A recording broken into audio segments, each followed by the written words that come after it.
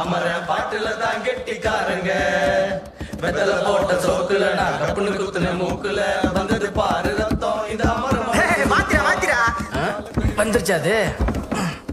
ஏய் ரா ரா என்ன அடிக்க போறியா? வா.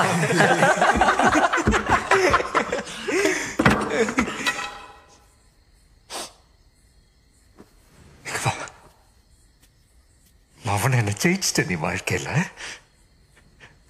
கத்ரா பார்கவ் போயிட்டான்டா.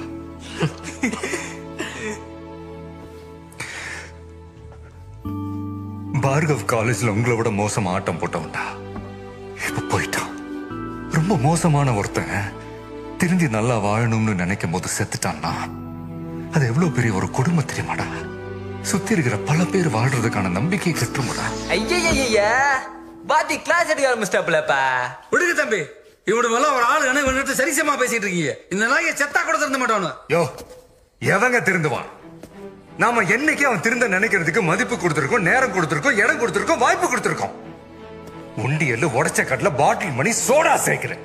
அப்புறம் எப்படி பெத்தவங்க வச்ச பேரு சோறெல்லாம் ஞாபகம் இருக்கும்? குடும்பமும் ஒதுக்குது, சமுதாயமும் ஒதுக்குது, எல்லாருமே அடிச்சு துரத்துற எப்படி திருந்துவான்?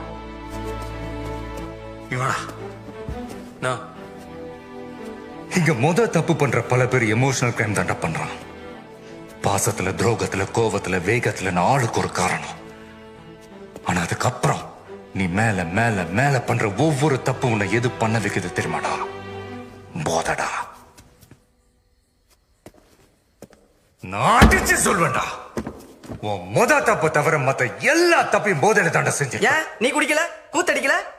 வாங்க சார் வாங்க. குடியில கெட்டவன் தான் சார் குடியை பத்தி சொல்ல முடியும். என் குடியாலதான் 2 புள்ளிக உயிரை விட்டுச்சுன்னு புரிஞ்சதும் தாண்டா குடிக்கிறதே விட்டேன். சும்மா அது நாடகம் போடாத வாத்தி. நான் வீட்டுல காய்ச்சா குடிக்கிறோம், விக்கிறோன்னு விட்டு நக்கிறோன்னு நோட்ட சொல்றேன். அதான்டா நானும் சொல்றேன். இந்த போதை ஒரு அரசியல். உனக்கு 18 வயசு ஆவலடா, நீ இந்த படம் பார்க்காத வெளியே போடான்னு சொல்ல தியேட்டர் வாசல்ல ஒருத்தன் நிக்கிறான்ல, அது என்ன வைன் ஷாப் வாசல்ல ஒருத்தன் நிக்கல? 10 வயசு 15 வயசு பையன் கைக்கு பாட்டில் சிகரெட் எப்படா போகுது? அரசியல். அந்த அரசியலை தாண்டா பவானி பண்ணிட்டு இருக்கிறான். குழந்தைகளை வேலைக்கு வைக்க கூடாதுன்னு சட்டம் சொல்லும் போதே அதே குழந்தைகளை தப்பான வேலையை செய்ய வைக்கிறான் அந்த மிருகம். என்னடா என்னது? காசு கொடுத்து ஓட்ட வாங்கிட்டு விரல மை வச்சு விட்ட மாதிரி உங்க எல்லாத்துக்கும் எல்லாத்தையும் ஓசியில் கொடுத்து பச்சை குத்தி விட்டுருக்கான். உங்களுக்கு தண்ணி, சாப்பாடு, துணி எல்லாத்தையும் கொடுத்து குளிப்பாட்டி வச்சிருக்கா. எப்பா டேய் போதும்டா.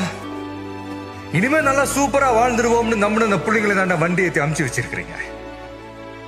அதுக்கு ஃபேன்ல தொங்க போதோ, டயர்ல சிக்க போதோ, ஆனா காப்பாத்துவேண்டா. ஒவ்வொருத்தனையும் காப்பாத்துவேண்டா.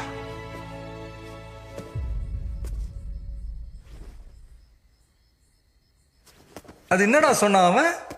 என்ன பிடிச்சவனெல்லாம் கொல்ல போறானா? டேய் என்ன பிடிச்சவள கோடி பேர் இருக்காண்டா வெளியில.